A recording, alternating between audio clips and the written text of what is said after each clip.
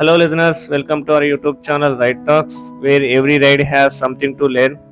ఈరోజు మన టాపిక్ వచ్చేసి C++. అదేనండి ఊప్స్ కాన్సెప్ట్. బీటెక్లో భయపడే వాళ్ళం కదా. ఈ రోజుల్లో అందరూ క్లౌడ్, డేటా, ఏఐ అని పరిగెడుతుంటే C++ కూడా మార్కెట్ ఉంది, గ్రోత్ కూడా చాలా బాగుంది అని అదే టెక్నాలజీలో 8 years ఎక్స్పీరియన్స్ ఉన్న చినికిల మహేష్ మాటల్లో విందాం. ఇంకా ఆయన 4 కంపెనీస్ ఎలా షిఫ్ట్ కొట్టాడు, ఇంటర్వ్యూస్ ఎలా ఫేస్ చేశాడు, నిజంగానే 8 years resume key role play చేస్తుందా, అండ్ బీటెక్లో ఏం నేర్చుకుంటే ప్లేస్మెంట్స్లో ప్లేస్ అవ్వచ్చు అని చాలానే చెప్పాడు. ఇప్పుడు ఈ రైడ్లో అవి మనం తెలుసుకుందాం. Let's begin the video. అంటే C++ అంటే సి జావా జావా కిందకి వస్తుందా? లేదు, అది ఊప్స్ కాన్సెప్టే. ఓకే, అంటే C++ బేసిక్ అన్నమాట, ఫస్ట్ టెక్నాలజీ ఎవల్యూషన్ లో.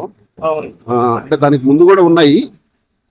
కొంచెం హార్డ్వేర్ తో ఇంటరాక్ట్ అయ్యే అప్లికేషన్స్ కానీ ఏమన్నా రాయాలంటే వాటిని C++ లో ఎక్కువ ప్రిఫర్ చేస్తాం. ఈ జావా అనేది నెక్స్ట్ అన్నమాట. అది కూడా ఊప్స్ కాన్సెప్ట్స్ మీద బేస్డ్ అయిన టెక్నాలజీ. ఇప్పుడు స్లోగా ఏమైపోతుందంటే, ఇప్పుడు న్యూ జనరేషన్ వస్తున్నారు కదా, వీళ్ళందరికీ ఏమవుతుందంటే వాళ్ళు C++ లో అంత రాదనమాట, వాళ్ళకి కోడింగ్ కానీ వాళ్ళకి ఆ టెక్నాలజీ నేర్పించరు ఈ రోజుల్లో అసలు నేర్పించారు. సో వాళ్ళకి ఇప్పుడు ఏమవుతుందంటే జావా, ML ఇలాంటివి ఎక్కువైపోతున్నాయి కదా. సో వాటి మీద ఎక్కువ ఫోకస్ ఉంటది కానీ వీటి మీద తెలియదు. సో యాక్చువల్ గా ప్రతి లాంగ్వేజ్ కి ఏమిటంటే ఒక కమ్యూనిటీ ఉంటది. సో ఆ డెవలపర్ కమ్యూనిటీ కానీ ఇలా కమ్యూనిటీ ఉంటది కదా, వాళ్ళంతా పార్టిసిపేట్ చేస్తూ ఉంటారు. వాళ్ళు డిఫరెంట్ ఫోరమ్స్ డిస్కస్ చేస్తూ ఉంటారు. సో ఇష్యూ వచ్చింది అనుకో, ఆ ఇష్యూ పంపిస్తే ఎవరో ఒకరు రెస్పాండ్ అయ్యి, కాకపోతే ఎక్కడో ఒకటి మెటీరియల్ దొరుకుతూ ఉంటది అనమాట. సో ఇప్పుడు ఏంటంటే ఆ కమ్యూనిటీ C++ మీద స్లోగా తగ్గిపోతుంది. తగ్గిపోవడం వల్ల ఏమవుతుందంటే నీకు సపోర్ట్ తగ్గిపోతుంది. సో ఇప్పుడు ఏంటంటే ఇంకోటి ఏంటంటే, ఇప్పుడు కొత్తగా వచ్చే ఫ్రెషర్స్ కానీ వాళ్ళందరూ ఇప్పుడు C++ తెలియదు. వాళ్ళంతా న్యూ టెక్నాలజీస్ కి, న్యూ లాంగ్వేజెస్ కి వెళ్తున్నారు. సో వాళ్ళు ఇప్పుడు ఏంటి, కంపెనీస్ కి C++ మీద దొరకరు కదా. సో వాళ్ళ ఆల్రెడీ ఉన్న కోడ్ బేస్ ని వాటన్నిటిని స్లోగా C++ నుంచి లేటెస్ట్ టెక్నాలజీస్ కి మైగ్రేట్ చేసుకుంటా ఉంటారు అనమాట. ఇప్పుడు ఈ టెక్నాలజీ మీద యాక్చువల్గా మేజర్లీ ఫైనాన్స్ సెక్టార్స్ ఉంటాయి కదా, బ్యాంకింగ్ సెక్టర్, ఇవన్నీ వీటన్నిటిని మాక్సిమం C++ మీదే రాశారనమాట మోస్ట్లీ అప్పుడు. సో అవన్నీ ప్రస్తుతానికి ఈ ఫినాకిల్ అనే మన ఇన్ఫోసిస్ వాడిది ఒక ప్రొడక్ట్ ఉంది, టెమినోస్ వాడిది, ఇలా బ్యాంకింగ్ ప్రొడక్ట్స్ ఉన్నాయన్నమాట. సో అవన్నీ C++ మీద ఉన్నాయి. అంటే అంత ఈజీ కాదు, వాళ్ళు స్లోగా మైగ్రేట్ చేసుకుంటూ ఉంటారు. ప్రెజెంట్ అయితే C++ చేయట్లేదన్న, మాక్సిమం యూజ్ చేస్తున్నారు. ఆల్రెడీ ఎగ్జిస్టింగ్ కోడ్ బేస్ ఉంటది కదా, ఆ ఎగ్జిస్టింగ్ కోడ్ బేస్ మీద మెయింటెనెన్స్ కి, దాని మీద ఎన్హాన్స్మెంట్స్ వాళ్ళు ఇంకా పూర్తిగా మారలేదు కదా. కానీ కస్టమర్ ని సపోర్ట్ చేయాలి, వీళ్ళకి మెయిన్ కస్టమర్ కదా ఇంపార్టెంట్. సో కస్టమర్ సపోర్ట్ చేయకపోతే వాడు వెళ్ళిపోతాడు. అప్పుడు వేరే కాంపిటీటర్ వచ్చేసి ఆ మార్కెట్ ని గ్రాప్ చేసేస్తే వీడు ప్యారల్ గా చేసుకుంటాడు అనమాట. ఒకవేళ వీడు అంటే కొన్ని కంపెనీస్ ఆల్రెడీ మారాలి అనుకున్నాయి, అంటే C++ టెక్నాలజీ నుంచి వేరే వాటికి షిఫ్ట్ అవ్వాలి అనుకున్న వాటి ఏం చేస్తాయంటే ప్యారల్ గా రన్ చేసుకుంటాయి. బడ్జెట్లు కొంచెం దాన్ని అంటే దాని మీద రెవెన్యూ రాదు కదా, అంటే వాళ్ళు ఏం లైన్కి వెళ్ళరు కదా. సో వాళ్ళు బడ్జెట్ వచ్చేంత వరకు ఇంట్లో నుంచి రెవెన్యూ జనరేట్ చేసుకొని దాని మీద కొంచెం ఇన్వెస్ట్ చేసుకుంటూ ఉంటారు. ఇవి అంటే డెవలప్మెంట్ లో యాక్చువల్గా ఉంటుంది అంటే ఈ IDE అని ఒకటి ఉంటుంది అనమాట, ఇంటిగ్రేటెడ్ డెవలప్మెంట్ ఎన్విరాన్మెంట్ అనేసి. సో అది టిప్స్ కానీ అంటే విజువల్ స్టూడియో కానీ ఏది కావాలంటే అది వాడతారు. ఇది డిపెండ్స్, అంటే పర్టికులర్ గా ఇదే కావాలి అని ఉండదు అనమాట. ఈ స్కాన్స్ ఉంటాయి అనమాట, అంటే స్టాటిక్ కోడ్ అనాలిసిస్ అని, డైనమిక్ కోడ్ అనాలిసిస్ అనేసి వీటికి ఉంటాయి. ఈ స్టాటిక్ కోడ్ అనాలిసిస్ కి కోవర్టీ అని వాడతారు అనమాట. సో అంటే ఏంటంటే డెవలప్మెంట్ ఫేజ్ లో అన్ని టూల్స్ వాడరు, టెస్టింగ్ లో టూల్స్ అంటే ఆటోమేషన్ కి వీటికి టూల్స్ వాడతారు. అంటే మాన్యువల్ టెస్టింగ్ అంటే ఇంకా టూల్స్ ఏమి ఉండవు కదా, వాళ్ళు ట్రాకింగ్ పర్పస్ కోసం మెయింటైన్ చేసుకుంటా ఉంటారు. ఇంకా మనకి ఏంటంటే ఈ టికెట్ ట్రాకింగ్ వీటన్నిటి కోసం జీరా వాడతారు అనమాట.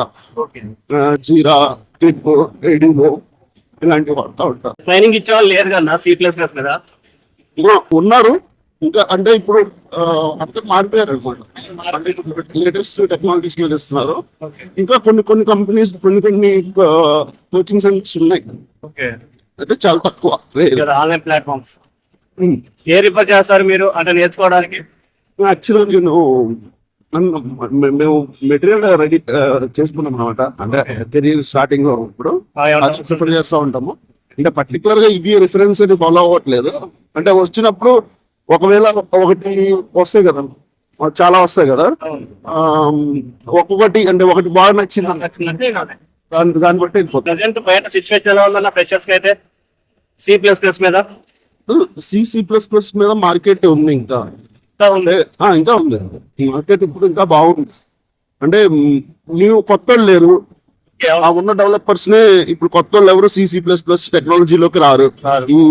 ఈ ఇప్పుడు 2020 నుంచి పాస్ అయిన ఎవరు మాత్రం మోస్ట్లీ ఎవరు వాళ్ళు ఏం ఓల్డ్ టెక్నాలజీస్కి వెళ్ళరు, వాళ్ళంతా న్యూ టెక్నాలజీస్ లోకి వెళ్తున్నారు. సో ఇప్పుడు ఎవరన్నా ఆల్రెడీ C++ మీద ఉన్న టెక్నాలజీస్ మీద ఏమన్నా ప్రొడక్ట్స్ ఉంటే ఆ ప్రొడక్ట్స్ కి ఏమన్నా రిక్రూట్మెంట్ చేయాలంటే ఆల్రెడీ మార్కెట్ లో ఉన్న వాళ్ళని తీసుకోవాలి. అవును, సో అక్కడే రొటేషన్ జరుగుతుంది. సో మార్కెట్ ఉంది ఇంకా C++ కి. కానీ ఎక్కువ మంది డిమాండ్ కూడా బాగానే ఉంది. ఎక్కువ మంది ఉండరు అనమాట. అంటే అది ఒక విధంగా అడ్వాంటేజ్, ఒక విధంగా డిసడ్వాంటేజ్ రెండును. అడ్వాంటేజ్ ఏ విధంగా అంటే కొన్ని రోజులు మాత్రమే ఇప్పుడు నీకు డిమాండ్ ఉంటది, ఎందుకంటే మైగ్రేట్ అవుతుంది కదా. కానీ కొన్ని రోజుల తర్వాత ఏమైపోతుంది అంటే మళ్ళీ టెక్నాలజీ వాళ్ళు షిఫ్ట్ చేసేసుకున్నారంటే ఇప్పుడు మార్కెట్ లో ఉండే వాళ్ళకి కూడా జాబ్ దొరకదు అనమాట. అలా ఉంటది. మాక్సిమం మైగ్రేట్ అవడానికి ట్రై చేస్తున్నారు. కొన్ని కంపెనీస్ బడ్జెట్ మీద పెట్టగలిగినవి వాళ్ళు మైగ్రేట్ అవుతారు, మిగతా వాళ్ళు కొంచెం స్లోగా. అంటే వాళ్ళంతా కొన్ని డొమైన్స్ ఉంటాయి అనమాట. కొన్ని డొమైన్స్ ఇప్పుడు రైల్వే డొమైన్ ఇలాంటివి తీసుకున్నామంటే ఆ డొమైన్స్ లో ఇంకా టెక్నాలజీస్ మీద అంత ఎఫర్ట్ పెట్టరు వాళ్ళు. అంటే ఒక ప్రొడక్ట్ ఇస్తున్నాము, అది వర్క్ అవుతుందా లేదా అనే డొమైన్స్ కొన్ని ఉన్నాయి. అలాంటి వాటిలో ఏంటంటే వాళ్ళు టెక్నాలజీకి అంత ప్రిఫరెన్స్ ఇవ్వరు. అంటే ఆల్రెడీ వాళ్ళు ఏదైతే ఫెమిలియర్ గా ఉన్నారో దాని మీద వెళ్ళిపోతారు అనమాట, దాని మీద డెవలప్మెంట్ వెళ్ళిపోతారు. అట్ ద ఎండ్ కస్టమర్ ఆ ప్రొడక్ట్ ని యూజ్ చేస్తున్నాడా లేదా, ఆ ప్రొడక్ట్ రెవెన్యూ వస్తుందా లేదా అనే కొన్ని డొమైన్స్ ఉన్నాయన్నమాట. అంటే ఆ డొమైన్స్ లో మాత్రం వీళ్ళు సర్వైవ్ అయిపోతారు. అలా ఉంటది అనమాట. ఇంటర్వ్యూస్ ఎలా ఉంటాయి అన్నది మీద ఫ్రెషర్స్ అయితే అంటే నువ్వు అన్ని కాన్సెప్ట్స్ ఏం వాడవు, అలాగని నువ్వు అన్ని కాన్సెప్ట్స్ నేర్చుకోకుండా ఉండకూడదు అనమాట. ఇంటర్వ్యూలో ఏంటంటే అంటే వాడు అన్ని నేర్చుకున్నాడా, అన్నిటి మీద గ్రిప్ ఉందా లేదా అని టెస్ట్ చేస్తాడు. ఈవెన్ దో వాడు కూడా యూజ్ చేయకపోయినా. అంటే ఇప్పుడు మనం చేయబోయే వర్క్ కి ఇది అవసరం లేదు అన్నదాన్ని కూడా వాడు నిన్ను ఇంటర్వ్యూలో అడుగుతాడు. సో నువ్వు ఇంటర్వ్యూకి వెళ్ళేటప్పుడు మాత్రం చాలా ప్రాపర్ గా అన్ని కాన్సెప్ట్స్ స్ట్రెచ్ చేసి ఇన్డెప్త్ గా వెళ్ళిపోవాలి. అంటే బేస్డ్ ఆన్ యువర్ ఎక్స్పీరియన్స్, అంటే నువ్వు ఎలా అప్రోచ్ అవ్వాలి ఇంటర్వ్యూకి అనేది కదా మెయిన్. అంటే నువ్వు ఈ ఇంటర్వ్యూ ఏ కంపెనీలో, ఏ టైర్ 1 కంపెనీస్, టైర్ 2 కంపెనీస్ లోకి వస్తుందా నీ కంపెనీ, అంటే దాంట్లో డెప్త్ ఆఫ్ క్వశ్చన్స్ ఎలా ఉంటుంది ఇంటర్వ్యూ అంటే మన మీద ఎక్స్ప్లెయిన్ చేయాలి. ఇప్పుడు ఫర్ ఎగ్జాంపుల్ నీకు ఒక ఫ్రెషర్ క్యాండిడేట్ ఇంటర్వ్యూ వాడు ఆన్సర్ చేసే క్వశ్చన్ ఒక 3 years 4 years ఎక్స్పీరియన్స్ తను అదే క్వశ్చన్ కి అలానే ఆన్సర్ ఇవ్వకూడదు కదా. అంటే ఎలా ఇవ్వాలి, నేను ఈ 3 years ఆఫ్ ఎక్స్పీరియన్స్ లో నేను ఈ క్వశ్చన్ ని అంటే నేను ఇది చేశాను అని ఆ ఎక్స్పీరియన్స్ లో నుంచి వాడు చెప్పాలి.